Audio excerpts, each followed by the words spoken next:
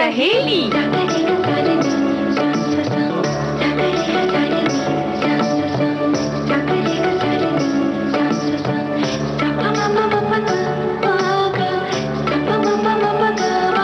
सखी सहेली।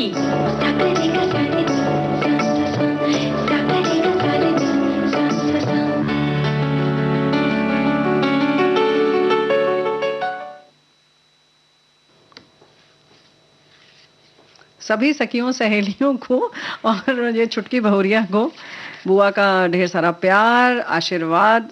काहे परेशान क्यों हो तुम इतनी ज्यादा? नहीं परेशान नहीं है, हमने हम सोचा समझ रहे हैं कुछ कुछ तुम मतलब अभी हम पता है तुमसे कि आज हम तुमसे कुछ सवाल करने वाले हैं तो पहले ही तुमने मुंह बना लिया। देखो ऐसा है तुम बच तो सकती नहीं, लेकिन चलो कोई बात नहीं, पहले विषय बता दो कि आज हम सिर्फ यही वाले 3 विषय बताना जो हमने तुम्हें बताए थे।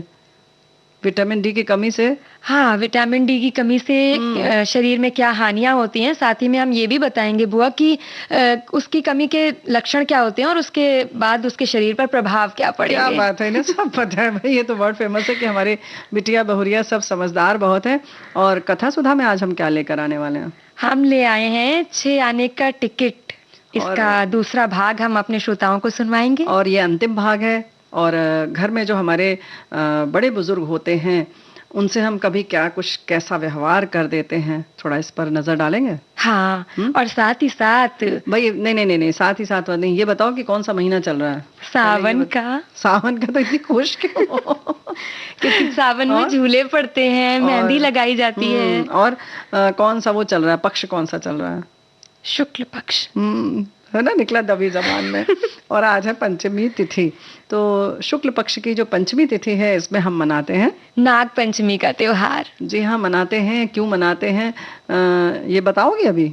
हाँ मतलब हमारी जो परंपराएं हैं, जो प्रथाएं हैं, भारतीय जीवन प्रकृति के संरक्षण में विश्वास करता है, तो प्रकृति से भी उतना ही लेने को कहा गया है जितनी हमारी जरूरत है।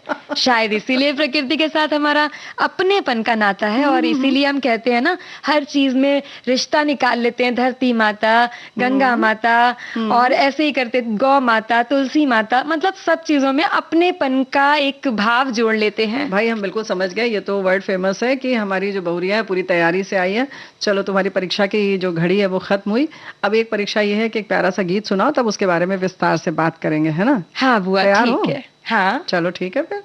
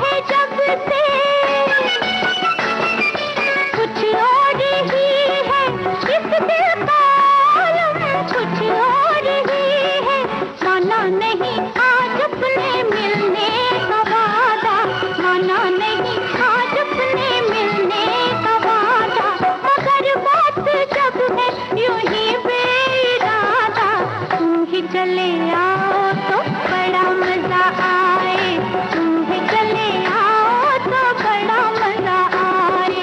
सावन का मौसम है, बादल झुके हैं, आना था जिनको वो सब आ चुके हैं। तुम भी चले आओ तो बड़ा मजा आए, तुम भी चले आओ तो बड़ा मजा आए। तो भाई देखो ऐसा है ना कि बहुरिया, जब ये मौसम आता है तभी ये त्योहार क्यों मनाते हैं, ये भी तो सोचने वाली बात है ना। हाँ, उसके पीछे भी कई सारे कारण हैं। बहुत सारे हमारे श्रोताओं ने भी बातें लिखी हैं, बताई हैं कि नाग पंचमी मनाने के संबंध में एक मत ये भी है कि अभिमन्यु के बेटे राजा परीक्षित ने तपस्या में लीन ऋषि के गले में मृत सर्प डाल दिया था। इस पर ऋषि ने शिष्य श्रृंगी ऋषि ने क्रोधित होकर श्राप दिया कि यही सर्प 7 दिनों के पश्चात तुम्हारे जीवन को डस लेगा। और ठीक 7 दिनों के पश्चात उसी तक्षक सर्प ने जीवित होकर राजा को डस लिया। तब क्रोधित होकर राजा परीक्षित के बेटे जन्मेजय ने विशाल सर्प यज्ञ किया, जिसमें सर्पों की आहुतियां दी गईं। इस यज्ञ को रुकवाने के लिए महर्षि आस्तिक आगे आए और उनके आगे आने के कारण यह था कि महर्षि आस्तिक के पिता आर्य और माता नागवंशी थी। इसी नाते वो ये यज्ञ होते नहीं देख सकते थे। सर्प यज्ञ रुकवाने, लड़ाई को खत्म करने और पुनः अच्छे संबंधों को बनाने हेतु आर्यों ने स्मृति स्वरूप अपने त्योहारों में सर्प पूजा को एक त्योहार के रूप में मनाने की शुरुआत करी। तो ये तो हो गई एक पौराणिक कथा जो हमारे साथी ने लिखकर भेजी है। और भाई एक तो ये बात कि धरती पर जो भी जीव जंतु हैं सबको जीने का हक है। सर्प ऐसा जंतु है जिसे देखते ही डर लगता है, यहाँ तक यूं कहें कि नाम सुनते ही लगता है कि बिल्कुल जैसे लगता है कि बस अब मौत आ ही गई है ना। हाँ। तो और ये मौसम ऐसा है सावन का, जब बारिश होती है तो ये सब अपने बामी में से निकल आते हैं बाहर, पानी भर जाता है बिलों में, तो सब जीव जंतु जैसे बाहर आने लगते हैं। तो भाई लेकिन ऐसा ना हो कि आप घबरा कर जितने भी आपको सर्प दिखें आप उनका नाश कर दें, जबकि धरती और पूरे इस पर्यावरण के लिए इनका भी महत्व है, इनका भी योगदान है। तो इसलिए इनको संरक्षित किया जाता है, आज पूजा की जाती है।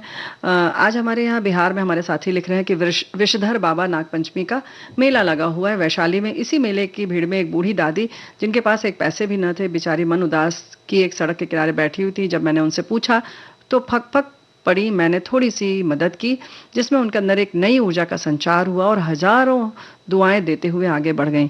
तो भाई ये तो बड़ी आपने प्यारी सी बात लिखकर भेजी है, दिल को छू गई ये बात, है ना। हाँ, क्योंकि यही तो है ना बुआ, ये हमारे संस्कार हैं। और त्योहार भी ऐसी ही चीजें हैं कि इसमें अकेले हम नहीं खुश हो सकते। अगर हमारे सामने कोई ऐसा है जो उदास है, दुखी है, तो उसको दुखी देखते हुए हम अपनी प्रसन्नता या अपना सुख नहीं देख सकते, और करना भी नहीं चाहिए। और मौसम है जैसे कि हम लोग क्या, जैसे परंपरा की तुम बार बार बात कर रही हो, जैसे पीपल की पूजा करते हैं हम लोग, अलग अलग वृक्षों की पूजा करते हैं, सूर्य चंद्रमा है, जो भी है, नदी है, पर्वत है, सबकी समय समय पर पूजा की जाती है ना। हाँ, और हमारी परंपराओं में ये इसीलिए मतलब धार्मिक मान्यताओं में भी जुड़ा हुआ है कि सभी जीव जंतुओं का अपने समय पर अपनी परिस्थिति अनुसार उनका महत्व है, और उनकी रक्षा हम इसलिए करते हैं कि मतलब उससे जो है परिस्थिति तंत्र जो है वो बना रहे, उसमें कोई असंतुलन ना आने पाए। यही तो हम भी कह रहे हैं और हमारे साथी भी कह रहे हैं कि नाग पंचमी वर्ष का पहला त्योहार। इस दिन नाग की पूजा करते हैं। नागों का एक अलग लोक ही है। महाभारत में इसके राजा तक्षक नाग का वर्णन है। और लाखों उपाय के पश्चात भी बचने का उपाय न देखकर राजा परीक्षित ने राजपाट छोड़कर जब गंगा में मचान बनाकर रह रहे थे, तभी पूजा के फूलों में छुपे तक्षक ने उन्हें डसा था और उनके संसार से विदा होते ही कलयुग का आरंभ हुआ।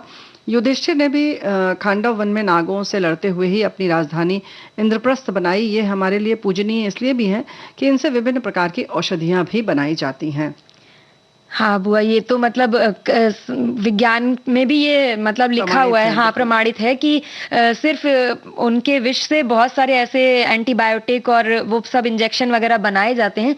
तो इन सब चीजों को देखते हुए, सारी परिस्थितियों को समझते हुए, हमेशा सिर्फ भय से या डर से उनके नाश का हमें विचार नहीं करना चाहिए। और जैसा अभी आप हमारी बात हो रही थी तो आपने ये भी कहा था कि सारे नाग जो हैं, सारे सांप जो हैं वो विषैले नहीं होते हैं। ये तो तुम्हें भी पता है। हाँ तो इसकी जानकारी भी नहीं होती है, तो हर एक सांप जब से भी सांप कोई दिखता है हाँ, ऐसा तो हम डर के मारे उसकी हत्या कर देते हैं। जबकि इसके लिए चुटकी बहुरिया ऐसा है कि कुछ लोग हैं मित्र होते हैं, यानी कि जिसको कहते हैं ना कि पर्यावरण मित्र जिसे हाँ, कहते हाँ। हैं, उनके नंबर होते हैं, आप उन्हें बुला सकते हैं अगर आपने कहीं देखा है और ऐसी संभावना है कि आप उसे बचा सकते हैं, तो वो आकर पकड़ कर ले जाते हैं और उन्हें कहीं उनके जंगल में छोड़ देते हैं, हाँ, जहाँ की ताकि वो जीव जो है वो जिंदा रह सके और किसी दूसरे को नुकसान भी ना हो। बिल्कुल। तो देखो नुकसान पहुंचाएगा कि नहीं पहुंचाएगा, लेकिन आशंकाओं में हम उसका जीवन ही समाप्त कर देते हैं। अच्छा, कुछ सब बात और भी है, जैसे कि हम पूजा तो करते हैं आज के दिन, बहुत सारे लोगों ने भाई घूम घूम के नाग देवता के दर्शन भी किए होंगे।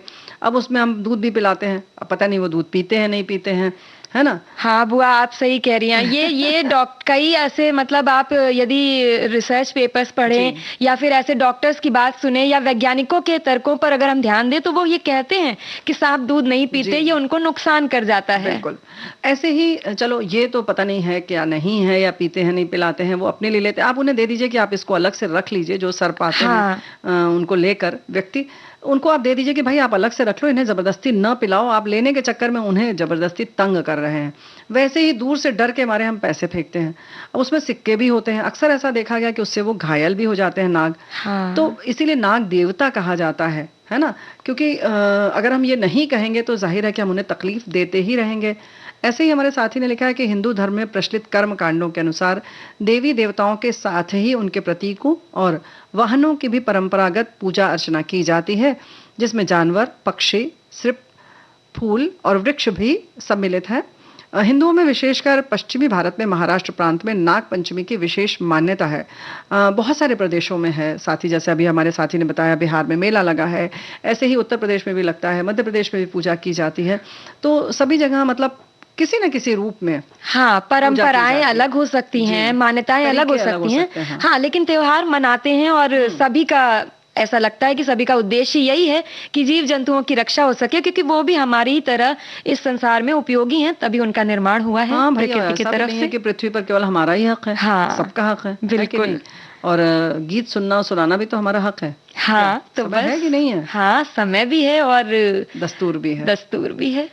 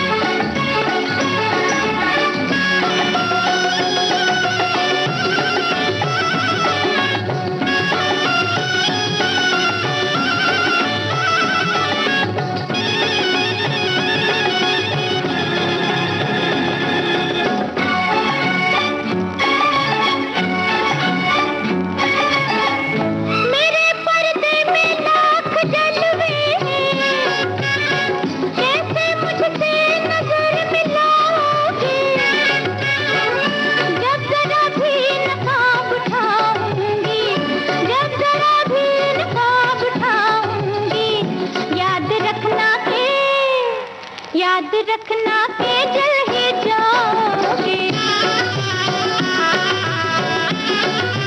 हाँ तो पर्दे में रहने दो, पर्दा ना उठाओ, पर्दे में रहने दो, पर्दा ना उठाओ। पर्दा जो उठ गया तो फिर खुल जाएगा। उई अल्लाह मेरी तौबा, अल्लाह मेरी तौबा, अल्लाह मेरी तौबा, अल्लाह मेरी तौबा।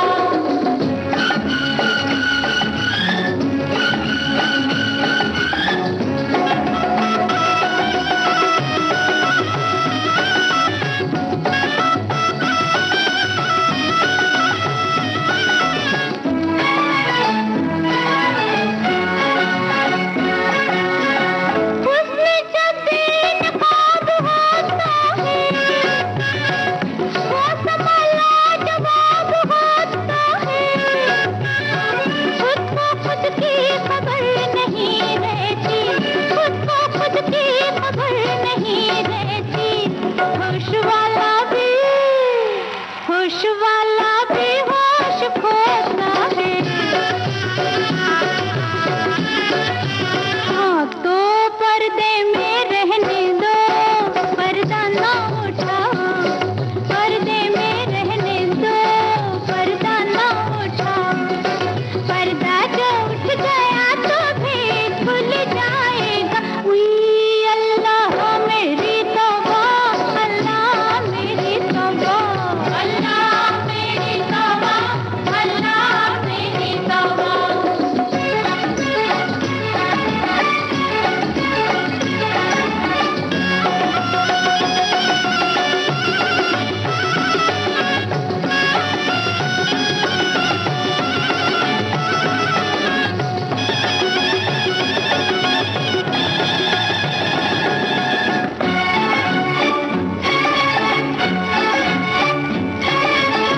हाय जिसने मुझे बनाया है, वो भी मुझको समझ न पाया है।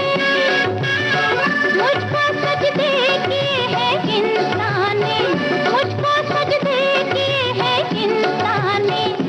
इन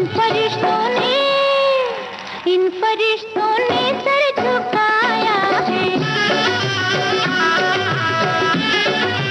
हाँ तो पर्दे में रहने दो, पर्दा ना उठाओ, पर्दे में रहने दो, पर्दा ना उठाओ। पर्दा जो उठ गया तो फिर खुल जाएगा। उई अल्लाह मेरी तौबा, अल्लाह मेरी तौबा, अल्लाह मेरी तौबा, अल्लाह मेरी तौबा। क्या बात है, बताओ, बहुत बढ़िया गाना। और अभी कुछ बातें और भी हैं, वैसे तो जानकारी बहुत सारी है अलग अलग, जैसे हम लोगों ने कहा कि किसी न किसी रूप में या किसी और समय भी इस तरीके के कार्यक्रम जो है वो किए जाते हैं या उत्सव मनाए जाते हैं, ताकि जो पृथ्वी का पूरा संतुलन है वो बना रहे। हाँ बुआ, ये बात तो है ना, जैसे हर परंपरा मतलब हर प्रदेश में अलग अलग तरीके से परंपराओं के तहत ये सब चीजें मनाई जाती हैं। वैसे नाग पंचमी से जुड़ी एक और भी बहुत मजेदार बात है। हमारे एक श्रोता ने भी उस बात को हमें संदेश में भेजा है कि ये लिखते हैं कि हमारे लखनऊ में ये त्योहार लड़कियों के लिए खास मनाई जाती है, गुड़िया के नाम से। खूबसूरत छड़ियां बाजार में गुड़िया पीटने के लिए मिलती हैं। दादी पुराने कपड़े की गुड़िया बनाती थी, लड़के उस छड़ी से चौराहे पर पीटते थे।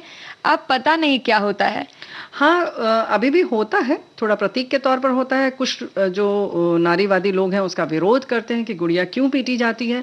लेकिन कहीं ना कहीं बहुरिया हमें ऐसा लगता है कि गर्मी की छुट्टी में, जैसे कि पहले तो घर में ही गुड़िया बनाई जाती थी, पुराने कपड़ों का उपयोग किया जाता था, और फिर ये मौसम जब आया, यानी कि अब पढ़ाई का समय आया है, अब ये गुड़िया उड़िया हटाओ और पढ़ाई में मन लगाओ, ये एक प्रतीक होगा, ऐसा हमारा मानना है। बिल्कुल व्यक्तिगत है, हो सकता है गलत हो, लेकिन कहीं ना कहीं अब आपने गुड़िया खेल लिया, अब इसको हटाओ यहाँ से और पीट पाट के खेलो। लेकिन इसके संग संग एक और है कि भाई आज के दिन लोग पिकनिक पर जाते हैं, लड़कियां खूब सजती हैं, संवरती हैं, बिल्कुल उन्हें सजा दिया जाता है। उसके बाद पता है अरवी की सब्जी यानी घुइयां की सब्जी और पूड़ी बनाई जाती है, वो लेके जाती हैं डलिया में और पिकनिक पर जाते हैं लोग और खाते हैं बड़े हाँ, मजे से। और बुआ इसमें आज के दिन कहीं कहीं पर चने की और गेहूं की घुघरी भी बहुत घुघरी भी परंपरा बनती तो में भाई है। देखो, हाँ चीजें तो जितनी मानो उतनी बना लो भाई, दही बड़ा भी हाँ बना लो, सब बना लो, चटनी बना लो। यानी कि कुल मिलाकर अगर हम ये सोचते हैं कि सिर्फ लड़की बना के क्यों पीटा जाता है, तो ये भी नहीं है। उन्हें सजाया भी जाता है, उनको पूरा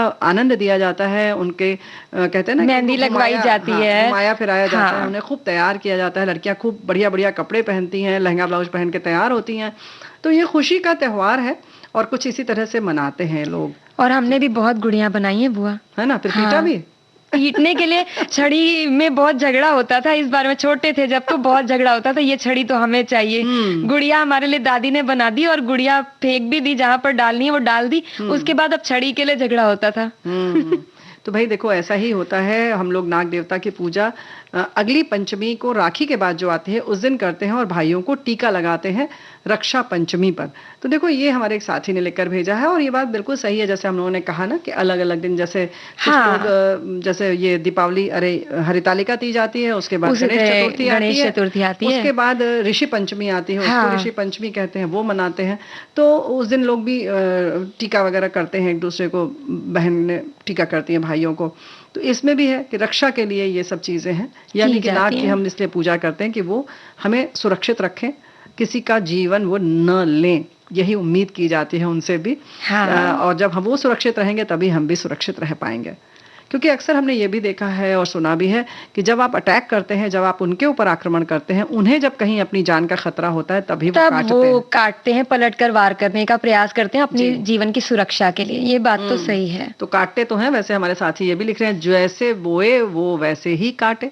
ये तो हर सब जानते हैं, लेकिन इसके बावजूद हमारे घर में बड़े बुजुर्ग हैं, उनको हम में से काफी सारे उनको आदर नहीं देते हैं और घर के बच्चे भी सबकी देखा देखी वैसे ही करते हैं। और हम ये सोचा करें कि बड़ों का आदर करना है, उनकी बात सुननी है। एक दिन हमने भी इस स्टेज पर जाना है और हम बड़ों का आदर नहीं करेंगे तो हमारे बच्चे भी हमारे साथ ऐसा ही करेंगे। बात तो बिल्कुल सही है, क्योंकि ये ऐसा मतलब ये नियम ही है संसार में कि जो जिया है, जो जन्म लिया है, वो तो मरेगा ही, और जो छोटा है अभी वो आगे जाके बड़ा होगा और एक दिन बूढ़ा भी होगा।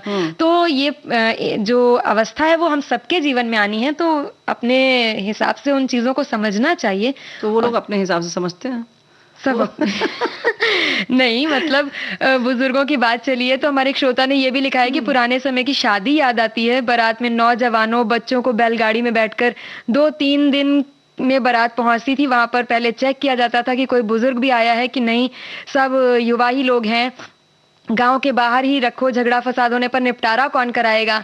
मतलब बुजुर्गों का बड़ा सम्मान होता था और उन्हें दूल्हे के साथ ही घर पर जगह मिलती थी। बाकी लोग जनवासे में गांव के बाहर बाग में लगते थे, बैठते थे। और आज परिस्थितियां थोड़ी सी अलग हैं। भाई देखो ऐसा है कि इन्होंने लिखा है कि आधुनिकता में जीवन शैली बदल कर रख दी है, संयुक्त परिवार का चलन लगभग खत्म सा हो रहा है। छोटे परिवार में मियाँ बीवी मुंबई अहमदाबाद में बस गए और माता पिता गाँव में जीवन बिता रहे हैं। हमें ये महसूस नहीं हो रहा है कि बीमारी में गाँव में लोगों की मदद उन्हें मिल रही होगी या नहीं। घर का नल खराब हुआ तो किसी ने बनवाया या अभी दूसरे के घर से पानी लाकर पी रहे होंगे। शहर में 2 चुन्नू मुन्नू और 2 प्राणी परेशान है, खर्चा ही पूरा नहीं पड़ रहा है। माँ को कभी 2 महीने के लिए लाए तो कभी पिता को 1 महीने रखा। सारी गृहस्थी गड़बड़ा जाती है, फिर भी वहीं गाँव में मर खप रहे हैं। क्या हो गया नई जनरेशन को? वे बुजुर्ग के प्रति इतने लापरवाह कैसे हो गए? उनकी तपस्या त्याग का यही मोल लगाया है। आइए हम इस सोच को बदलें और बुजुर्गों के सम्मान के लिए सीख भी दें और स्वयं भी उसका सम्मान और देखभाल करें। तो बात बहुत बड़ी है और बहुत गंभीर है ना। अभी जैसे हम बात भी कर रहे थे कि हम बुजुर्गों को कैसे संभालें, तो सच बात तो यह है कि ये हमें फिर से सोचना पड़ेगा कि क्या ये वाक्य भी सही है या नहीं। हम उन्हें संभालते हैं या वो हमें संभालते हैं। बिल्कुल, क्योंकि ये जो छत्र छाया हमें मिलती है उसका कोई मोल नहीं है ना। एकदम बुजुर्गों के प्रति अपने प्यार को हमेशा हमें मतलब कभी कभी होता है ना कि हम लोग सोचते हैं कि माता पिता हमसे बड़े हैं तो वो हमें हमेशा प्यार करते हैं, और हम उन चीजों को जाने अनजाने कहीं ना कहीं अनदेखा कर जाते हैं और छोटी छोटी सी बातें ऐसी बोल जाते हैं, कभी हंसी मजाक में, कभी गुस्से में, और ये नहीं सोचते कि उन बातों का, उन तौर तरीकों का उन पर असर क्या होगा। और वो भले ही सामने से कुछ नहीं कहते पर मन ही मन दुखी तो बहुत होते हैं। या ऐसा भी होता है कि ये तो चलो बात हो गई कि हमने कभी जाने अनजाने में उनका दिल दुखा दिया। कभी कभी क्या होता है कि हम ये परवाह ही नहीं करते, उनसे कोई किसी भी तरीके की बात नहीं करते। चलो हमने बुरी बात नहीं की, अब हम सोचेंगे पूरे दिन हमने कोई कड़वी बात ही नहीं की, लेकिन आप ये तो सोचिए कि कभी तारीफ भी तो नहीं की, तो क्या ये उसकी बात तो जरूरत नहीं सही है? है। बिल्कुल भाई ऐसे ये कहें कि धूप नहीं है लेकिन थोड़ी सी ठंडी बयार आ जाती है तो उसका मजा अलग होता है। अलग होता तो है। क्या आपने वो ठंडी बयार कभी घर में फैलाई? तो वो भी आप देखिए, जैसे हमारे एक साथी लिख रहे हैं कि ये है स्नातक की याद है, स्नातक की परीक्षा थी और मैं हर पेपर में पड़ोस में रहने वाले दादाजी और दादी जी से चरण छूकर आशीर्वाद लेकर जाता था, क्योंकि मेरे दादाजी का स्वर्गवास बहुत पहले हो गया था जब मैं छोटा था। बुजुर्गों का सम्मान और उनको समय देना हमारा फर्ज है। अब छोटे से आशीर्वाद से वो कितने खुश हो गए होंगे, है ना?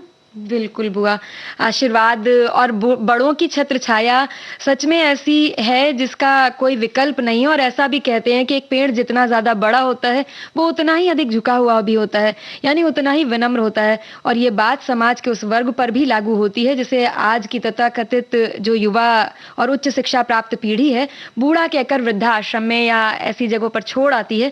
तो हमें सोचना होगा, हमें समझना होगा कि उनकी जो अवस्था है वो सभी के जीवन में आने वाली है, तो उनके साथ ऐसा व्यवहार हम ना करें। वैसे यही बात जैसे हमने कहा ना, तो हमारे साथी भी लिख रहे हैं कि बुजुर्ग के प्रति अपने प्यार को हमेशा जताएं, उन्हें बताएं कि वे कितने महत्वपूर्ण हैं। जैसे अगर वो सीढ़ियों पर चढ़ रहे हैं तो उनका हाथ थाम लें ताकि उन्हें सुरक्षा और फिक्र का एहसास हो। अगर वे आपसे पूछें कि क्या वो अब उतने सुंदर नहीं रहे तो उन्हें बताएं कि वे आपके लिए कितने सुंदर और खूबसूरत हैं। उन्हें बाहर घुमाने ले जाएं, उनके साथ शॉपिंग करें, नए कपड़े खरीदें, मतलब उनकी पसंद का काम करने की कोशिश करें, भले आपको वो काम पसंद न हो तब भी। हाँ, क्योंकि ऐसा करने से उनकी जो 2 पल की खुशी उनके चेहरे पर उनके अंदर एक नई ऊर्जा का संचार कर देती है और उन्हें ये भी लगता है कि हाँ वो जरूरी है। हाँ। मतलब ऐसे समाज की एक्चुअली में खुद क्या होता है कि उन्हें लगता है कि अब समाज को हमारी जरूरत नहीं है। और ये भाव जो है ये मतलब किसी भी वर्ग के लिए, वो तो फिर एकदम कट जाते हैं, पर ये किसी भी वर्ग के लिए बहुत दुखी है, दुख देने वाला है। तो बुआ हम आगे ये सारी बातें अभी जारी रखेंगे, लेकिन उससे पहले एक अंतराल।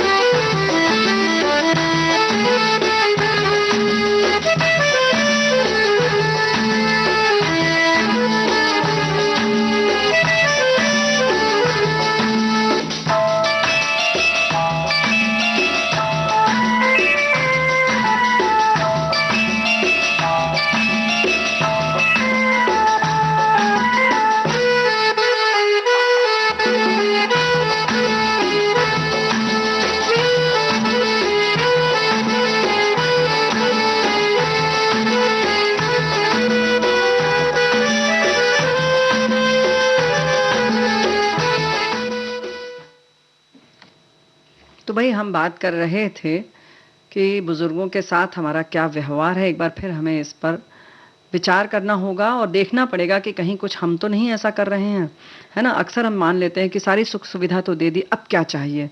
उन्हें कुछ और ही चाहिए शायद। उन्हें चाहिए होता है थोड़ा सा साथ, प्यार के 2 बोल और उनको ये समय ये महसूस ना हो, ये ना हम महसूस कराएं उनको कि मतलब उनकी आवश्यकता नहीं है, उनकी कोई राय नहीं ली जाती। उन्हें ये इस बात का बहुत दुख रहता है कि या तो उनसे किसी चीज के बारे में कुछ पूछा नहीं जाता, और अगर वो अपनी तरफ से कुछ बताने का प्रयास करते हैं तो उस राय को, उस बात को महत्व नहीं देते हम लोग। हाँ, अक्सर हम ये कहते हैं कि भाई अब जमाना बदल गया, आप अपनी राय अपने पास रखिए। खैर हमारे साथियों ने बहुत सारे संदेश संदेश लिखे हैं। तो एक हमारे साथी हैं, उन्होंने लिखकर भेजा है कि बुजुर्गों के साथ हमारा व्यवहार, हमने युवावस्था में अपने बुजुर्गों के साथ व्यवहारिकता निभाई और अब हम बुजुर्ग हैं और हम अपने बच्चों के साथ आपसी संबंधों को निभा रहे हैं। बुजुर्ग व्यक्ति से बोलचाल करते समय नम्रता से बात करें और धैर्य से उनकी बात या विचार को सुनकर समझने की कोशिश करिए। ये बात ध्यान में रखें कि उनके जमाने में परिस्थितियां अलग थीं और वे किन कठिनाइयों से गुजरे हैं। आज का डिजिटल आज की डिजिटल दुनिया को भले ही ना समझें वो, पर उनके पास सांसारिक ज्ञान और व्यावहारिकता है जो सब मुश्किलों का हल निकाल सकती है। बिल्कुल सही बात है। ऐसे ही हमारे साथी लिख रहे हैं कि इन्होंने नाग पंचमी की जिक्र किया है और फिर लिखा है कि बुजुर्गों की पूजा भले हम ना करते हों, लेकिन उनके साथ हमारा व्यवहार सम्माननीय होना चाहिए। उनकी उंगली पकड़कर हम बड़े हुए हैं, पढ़े लिखे, आगे बढ़े हैं। उम्र में वो हमसे ज़रूर बड़े हैं, लेकिन अब उनकी उमरिया घटती जा रही है, अशक्त होते जा रहे हैं। तब अब हमें उनका सहारा बनना हमारा फर्ज बनती है। उम्र बढ़ने के साथ उनके व्यवहार स्वभाव में बदलाव भले ही आ गया हो, उनके प्रति हमारी संवेदना में ज़रा भी बदलाव या किसी प्रकार की कमी नहीं आनी चाहिए। अच्छा हाँ, ये बात तो है कि अक्सर क्या होता है कि कभी कुछ बुजुर्गों ऐसा नहीं है कि सबके पास बहुत अनुभव हो या सभी के पास कहते हैं ना कि एक सफल व्यक्ति हुआ हो, लेकिन इसका मतलब नहीं कि अगर वो सफल नहीं रहे अपनी ज़िंदगी में तो उनका कुछ भी हम अपमान कर लें या कुछ भी कह दें उनको। अब उनका समय ऐसा है कि बस अब उनको प्यार से बात करिए, थोड़ा सा वक्त दीजिए, है ना? बिल्कुल बुआ। और हमारे एक और श्रोता हैं, उन्होंने ये लिखा है कि बुजुर्गों का सम्मान, तो जिस घर में बुजुर्गों का सम्मान नहीं मिलता उस घर के परिवार के सदस्यों को भी आदर और इज्जत नहीं मिलती। और आजकल के बच्चे तो पढ़े लिखे हैं, वो तो अपने बुजुर्गों का इज्जत और उन्हें पूरा सम्मान देते ही हैं, लेकिन हमने हमारे बुजुर्गों की हर बात का पालन किया था। उन्होंने जो भी परिवार में निर्देश दिए थे, हमने उनकी हर बात को माना था। जो अच्छे परिवार में होते हैं उनमें बड़े बुजुर्गों का सम्मान आज भी होता है, लेकिन आज के समय में तो बुजुर्गों का सम्मान ना करने वाले परिवार शायद कम ही हैं। खैर, वैसे हमारे साथी ये भी लिख रहे हैं कि बुजुर्ग इतने सेंसिटिव हो जाते हैं कि कम सुन रहे हैं। अगर आप तेज बोलते हैं तो इस बात का भी उन्हें दुख पहुंचता है कि तुम लोग चिल्लाकर बोलते हो। मेरे ऊपर कोई चिल्लाकर बोले मुझे नहीं पसंद आता है और ना मैं किसी की तेज बोलती हूँ। तो ये छोटी छोटी चीज़ों का आप ख्याल रखिए। और स्वप्निल, ऐसा है बहुरिया, कहीं चले घूम आए। हाँ और क्या, 6 आने का टिकट लो और चलते हैं, चलिए देखते हैं इस यात्रा पर कहानी के साथ साथ। तो सुनते हैं ये कहानी पठन, 6 आने का टिकट, भगवती चरण वर्मा की एक कहानी है। और उसके बाद हम और भी बातें करेंगे। आज सुबह विटामिन डी की कमी की भी बात करेंगे, है ना? जी बिल्कुल, और उसके बारे में पूरी चर्चा करेंगे, लेकिन उससे पहले हम बता देते हैं अपने दर्शकों को, ये कहानी सुना देते हैं। पिछली बार हमने सुना था कि किस तरह से एक संपादक महोदय के घर में एक लेखक आ जाते हैं और रहते हैं उनके साथ, और कहीं ना कहीं वो बहुत समझदार हैं, बहुत वाक्पटु हैं। उनकी वाक्पटुता देखते हैं जो लेखक आए हैं वो, और कौन बचता है इसमें और कौन कितना किसको इस्तेमाल कर पाता है। तो सुनते हैं इसका दूसरा और अंतिम भाग।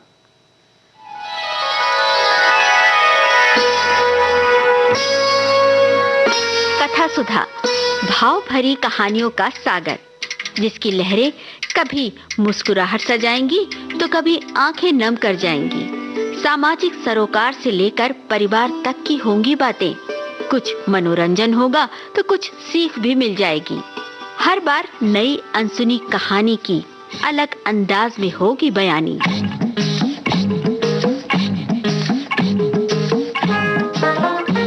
कहानी की मौलिकता बनाए रखते हुए श्रोताओं के लिए कार्यक्रम रोचक और सुगम हो, इसलिए कहानी में थोड़े बहुत बदलाव किए गए हैं। आशा है आपको कथा सुधा में डूबना अच्छा लगेगा।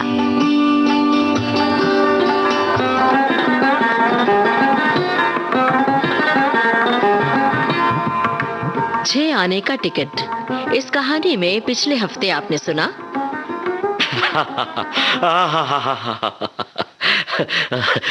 आप ही किशोर जी हैं। जी आप तो मुझे जानते ही हैं, राम खेलावन शरण नारायण प्रसाद सिंह, वही जिसने आपको 6 कविताएं भेजी थी, जिस पर आपने लिखा था कि खो गई, और जिस पर मैंने 12 कविताएं भेजी तो आपने लिखा था कि आंधी में उड़ गई। अच्छा। और फिर मैंने 18 कविताएं भेजी थी तो आपने लिखा था कि जिस कंपोजिटर को आपने कविताएं कंपोज करने को दी है उस पर इतना प्रभाव पड़ा कि वो साधु बन गया। कविताएं अपने साथ लेता गया। लिहाजा मैं खुद अपनी 24 कविताएं लेकर आपकी सेवा में उपस्थित हूँ। अच्छा, तो आप ही राम खिलावन शरण नारायण प्रसाद सिंह हैं। हाँ हाँ हाँ हाँ, आपके दर्शनों से मैं कृतार्थ हो गया। कल रात मैंने ये तय किया कि मुझे आपका संपर्क पूर्ण रूप से प्राप्त नहीं हो रहा, क्योंकि दफ्तर में दिन भर आप व्यस्त रहते हैं और आपकी अमृतवाणी मैं नहीं सुन पाता। लिहाजा मेरा आपके घर में आपके साथ ही ठहरना उचित होगा। जी जी जी। इसके साथ ही बाजार का भोजन मुझे रुचिकर नहीं होता, यहाँ घर का भोजन मिलेगा। मेरी सबसे बड़ी कमजोरी यह है कि आदमी मैं मुरव्वत वाला हूं और आसानी से ना नहीं कह सकता हूं। लिहाजा अब श्री राम खिलावन शरण नारायण प्रसाद सिंह मेरे निजी अतिथि बनकर मेरे घर पर जम गए। रोज सुबह वो मेरे साथ चाय पीते थे, भोजन करते थे, दफ्तर जाते थे। उनका ट्राम का किराया मुझे ही देना पड़ता था, क्योंकि कंडक्टर के पास आते ही वे मेरा मुंह देखने लगते थे। इतवार के दिन सुबह मेरे साथ चाय पीते हुए श्री राम खिलावन शरण नारायण प्रसाद सिंह ने मुझसे कहा, किशोर जी। जी। आज तो आपकी छुट्टी है। हाँ। तो ऐसा कीजिए ना, मुझे कलकत्ता घुमा दीजिए। अरे राम खिलावन जी, मुझे दुख है कि मुझे आपकी सेवा करने से वंचित रहना पड़ेगा, क्योंकि मुझे आज कई लोगों से मिलने जाना है। अरे भाई भीखू, देखो बाबूजी को आज शहर घुमा लाओ। और 2 6 आने वाले टिकट ले लेना दिन भर के, और ये लो 1 रुपया, ठीक है? नहीं नहीं, एक ही टिकट लाना, एक ही टिकट। मैं अकेले ही घूम लूंगा। अच्छा ठीक है। उस दिन उन्होंने जो चाय पी तो मैं दंग रह गया। 4 टोस्ट और छटाक भर मक्खन के अलावा उन्होंने पूड़ियों के साथ 4 लंगड़ा आमों का नाश्ता भी किया। इसके बाद वे 6 आने वाला टिकट जेब में रखकर कलकत्ता घूमने के लिए निकल पड़े। चलते हुए उन्होंने मुझसे कहा था, आप मेरे भोजन की प्रतीक्षा ना कीजिएगा, रात में लौटकर भोजन करूंगा। जी ठीक है। दिन भर मैं कामकाज में व्यस्त रहा। रात को मैं करीब 11 बजे घर लौटा, लेकिन एक अजब सा सन्नाटा मुझे मालूम हुआ। नौकर चाकर सभी मौजूद थे, लेकिन न मुझे भक्तिपूर्वक प्रणाम करने वाला मेरा भक्त था, और न लगातार प्रश्नों की झड़ी लगाने वाला, अजीब अजीब शंकाएं उठाने वाला और मेरी सूनी जिंदगी की सुख शांति हरने वाला मेरा अतिथि था। यानी श्री राम खिलावन शरण जी अभी तक लौटे नहीं थे। नौकर मेरा खाना ले आया, लेकिन यकीन दिलाता हूं मुझसे खाना न खाया गया। मैं न जाने क्यों अपने अतिथि के लिए चिंतित हो उठा।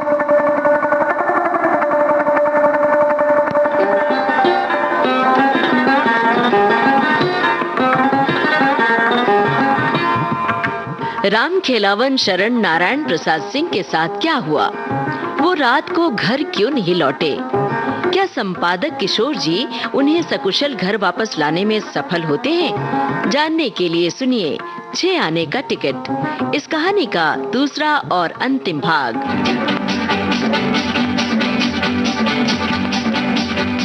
कलकत्ता बहुत अच्छा नगर नहीं है, और श्री राम खिलावन अपने जीवन का जहाज लेकर अकेले ही इस कलकत्ता नामक महासागर में निकल पड़े थे।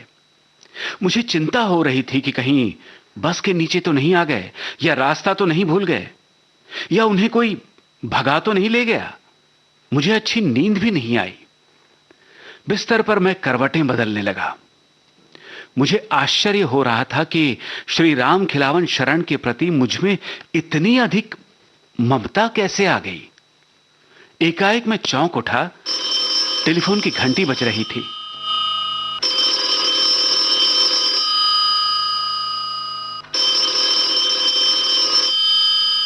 मैं उठा, घड़ी पर मेरी नजर गई और उस समय 3 बजे थे।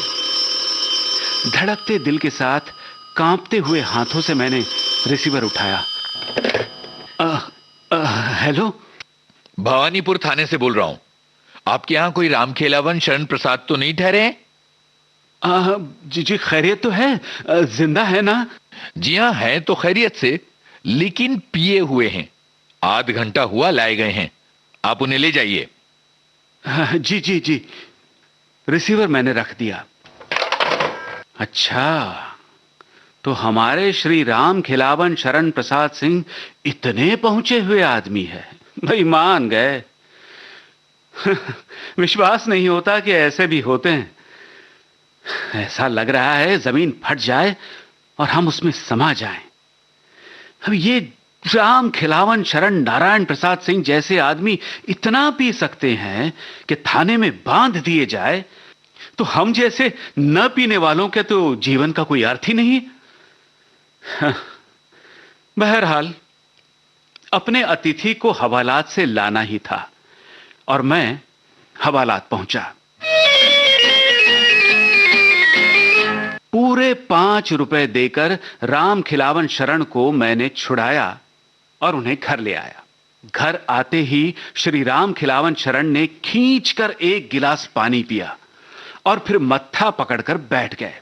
अब देखिए कि उनकी आंखों से टप टप आंसू गिर रहे हैं और वे मौन बैठे हैं, न हिलते हैं, न डोलते हैं, न बोलते हैं, न चालते हैं।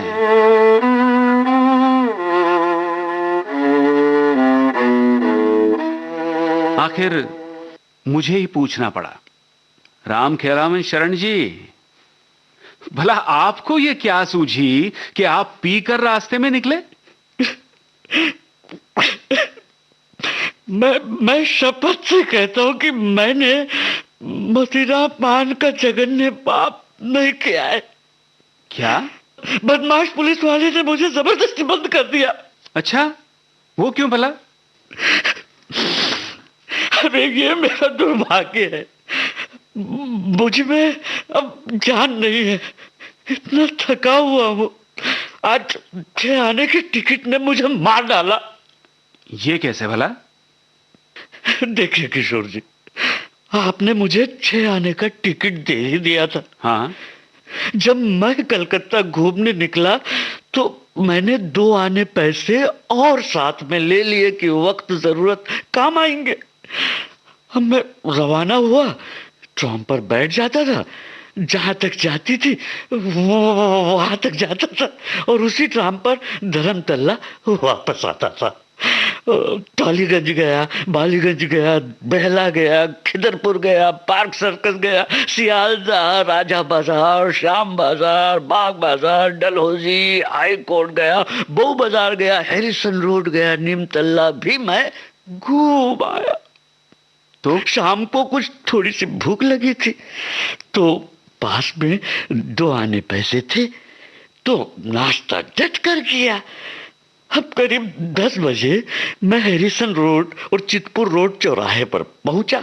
वहां उतरा मैंने हिसाब लगाया, 6 आने की टिकट में मैं 1 रुपया 12 आने का घूम चुका था और अब घर आने में 2 आने का और सफर करता तो इस प्रकार 1 रुपये 14 आने घूम चुकता और 6 आने में अपने हिसाब से मुझे 1.5 रुपया घूमना चाहिए था और इसलिए मुझे संतोष करके उस समय लौट आना चाहिए था।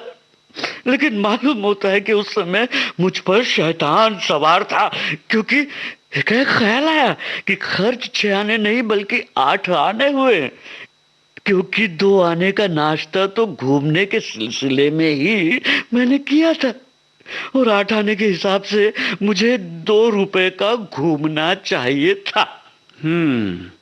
इधर ये ख्याल आया और उधर मुझे एक ट्राम दिखाई दी।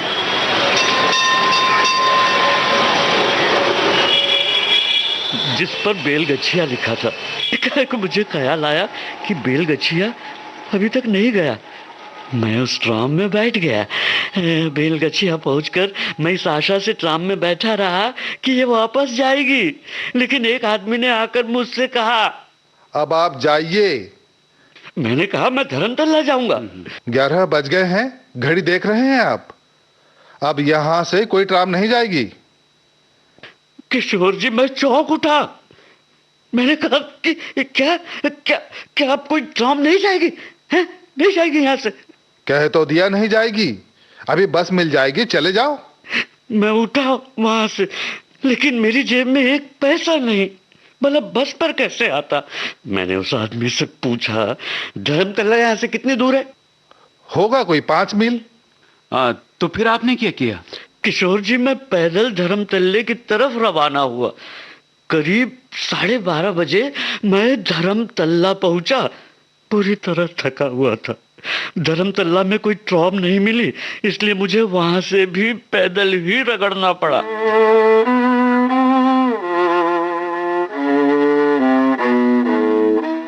1:30 बजे के करीब मैं उस बड़े चौराहे पर पहुंचा।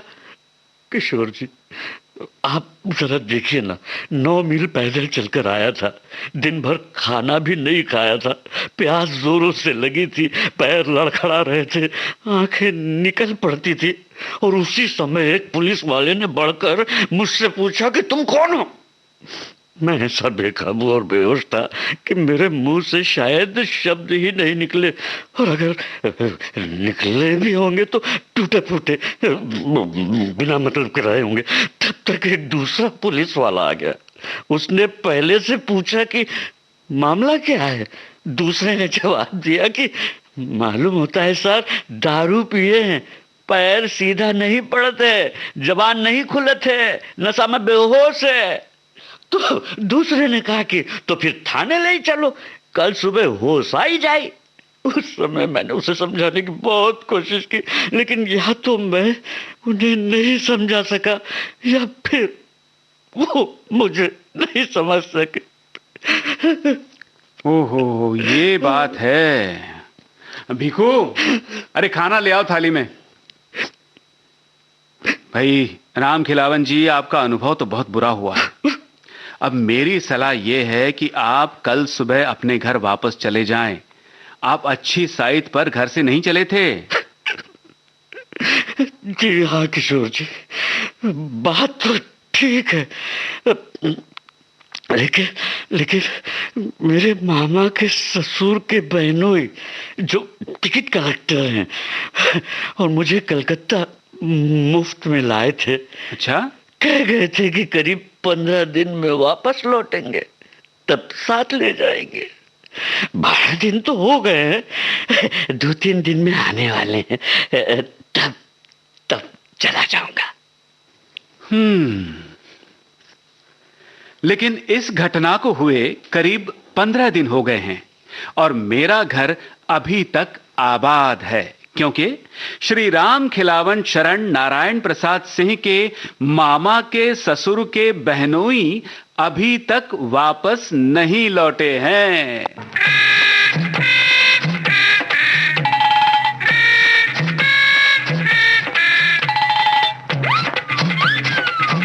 आने का टिकट। अभी आप सुन रहे थे भगवती चरण वर्मा की लिखी ये कहानी। आज आप सुन रहे थे इस कहानी का दूसरा और अंतिम भाग। इसमें भूमिका सहित परिचय इस प्रकार है। राम खेलावन के रूप में जी श्याम, किशोर जी यानी सूत्रधार जयंत पात्रीकर, पुलिसकर्मी यूनुस खान, ट्राम का कर्मचारी दीपक केसावलेकर। इस कार्यक्रम के प्रस्तुतकर्ता अनुश्री पाठक, परिकल्पना और निर्देशन रेणु चतुर्वेदी।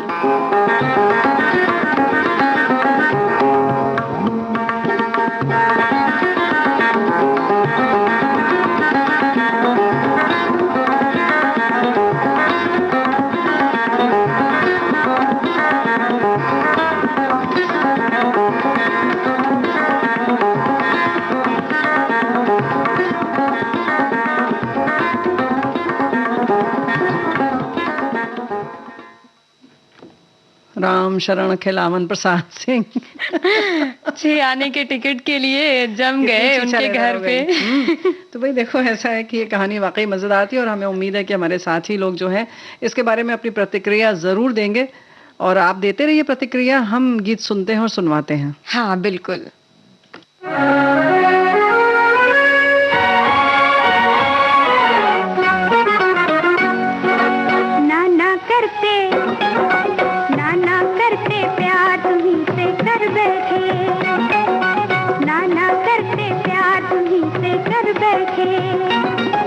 करना से कर बैठे, नाना करते प्यार तुम्ही से कर बैठे, नाना करते प्यार तुम्ही से कर बैठे।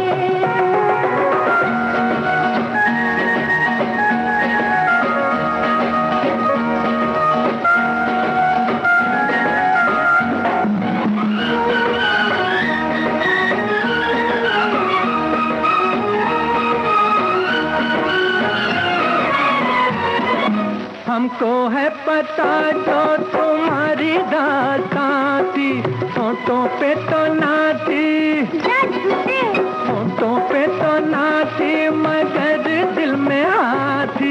कोई दिल न देगा अनाड़ी अनजान को, हमने दे दिया है तो मानो एहसान को।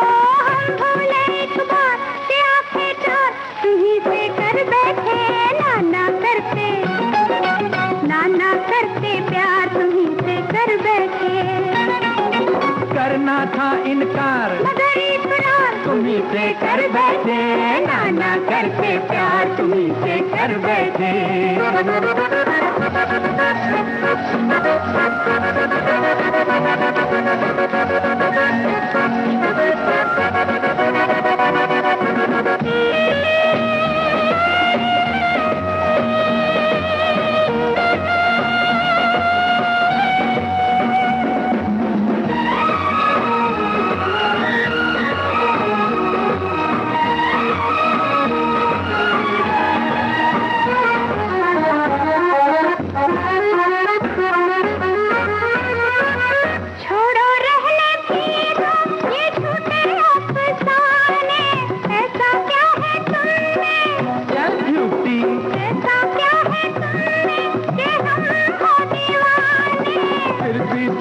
ख्वाबों में आना नहीं छोड़ा, तीर नजरों के चलाना नहीं छोड़ा।